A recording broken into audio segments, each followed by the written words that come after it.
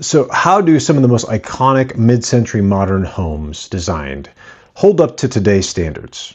People treat Eichlers like they're untouchable architectural masterpieces. But if we judge one by the same exact standards that we used in today's plans, how would it score? Great architecture isn't about age of the home. It's about whether the design still solves the problems of living well. And that's exactly what we're going to find out. The vision was to have a strong connection between the interior and the exterior of the home. One of the ways they did this, aside from just large windows, was putting a centered atrium inside the home. As you can see in this plan, there was a small corridor coming into a door that would filter into the atrium.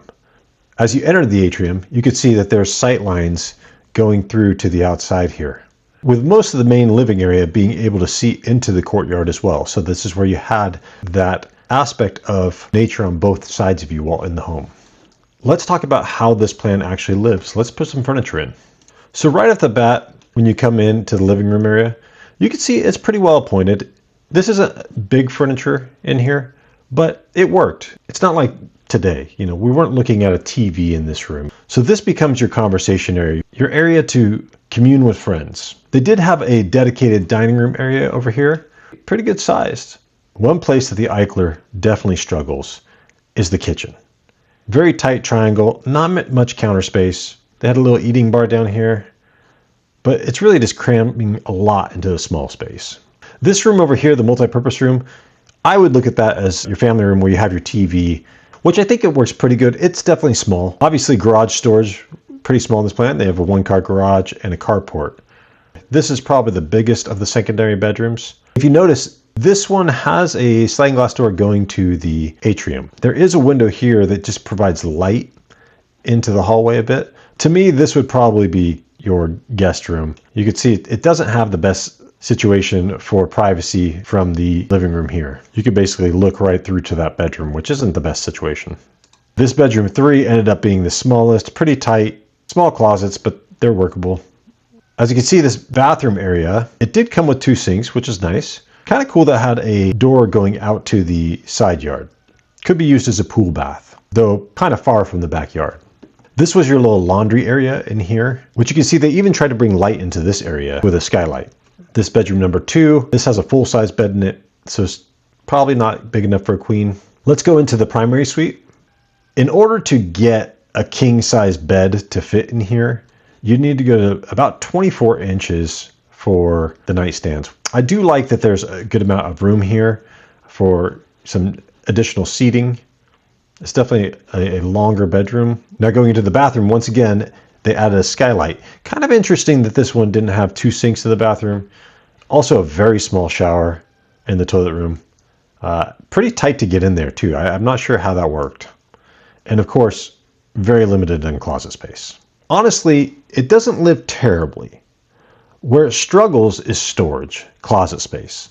So let's break it down by category. I would say the entry sequence to this home, it's pretty stunning. I would say aesthetically, you're probably talking about a 9.5. If we're talking about flow and circulation, there's definitely some issues here. This long hallway could be pretty high traffic to these 3 bedrooms, and it's kind of thin. The primary bathroom is definitely not big enough for 2 people at the same time. Speaking of that, the kitchen is also pretty tough to have 2 people in at the same time as well. And it's a little bit choked off to get into this multi-purpose room here. So I would give circulation maybe a 6. One of the places where this plan definitely excels is natural light. With the exception of a couple corridors being the hallway here and TV multi-purpose room here, this house is going to feel very well lit and feel very open and airy. So I'd give that a solid 9.5. Indoor-outdoor connection, I give this one a 10. It's amazing to have that feeling of being inside but feeling the outside constantly, seeing live plants at every point within the living area. For privacy, I would say that this is a very private home. It's probably a good 9. With the exception of this bedroom having that view from the living room into it, this would be a very private space. That said, you're not really seeing what's going on in the front yard unless you're in this bedroom. So some would see that as a negative. For furniture planning, it's a tight fit. So I'd probably give this maybe a 6.5. One of the things it does well though with the furniture is it pretty much dictates what you should do with the room. Kitchen, probably a 3.5 on the kitchen. with the door coming in here, small pantry, small workspace. I mean, it might even be lower than that. Not the best kitchen ever. And really, it'd be tough to do anything but take over this TV room to add more space to it. For storage, I would also have to go pretty low on this one because there's just not much space. Small closet in the primary suite. You got a coat closet here. There's no other real cabinetry in the home. So, and you have a really small garage as well. So yeah, I probably have to give it maybe a 3, 2.5, somewhere in there. For the primary suite, I would say the bedroom alone, it's decent. Yeah, it's a little narrow, but it'll feel pretty good. What would make this room feel a little bit better though, is adding windows on either side of the bed. Between that and the sliding glass door, it would feel a little bit more open, which would be great. So for the bedroom, I would give it probably an 8. For this primary bathroom, got to give it a 2. It's not great. There's so much congestion here. Door swings out for the toilet room. It's really not workable for 2 people at all. Not to mention the closet space isn't sufficient. What about overall flexibility of the home? Could it work for somebody today, say in like a work from home situation? Yeah, if this room down here, maybe this is your office, at which point the sight line from this room doesn't matter anymore. That could be a good setup. So I'd say flexibility with changing the design, probably a 4 or 5. There's not much space to grow. Unless you want to get rid of bedrooms, you could potentially get rid of the bedroom 2 and add to the primary suite. But then you're talking about maybe a 2-bedroom home with an office.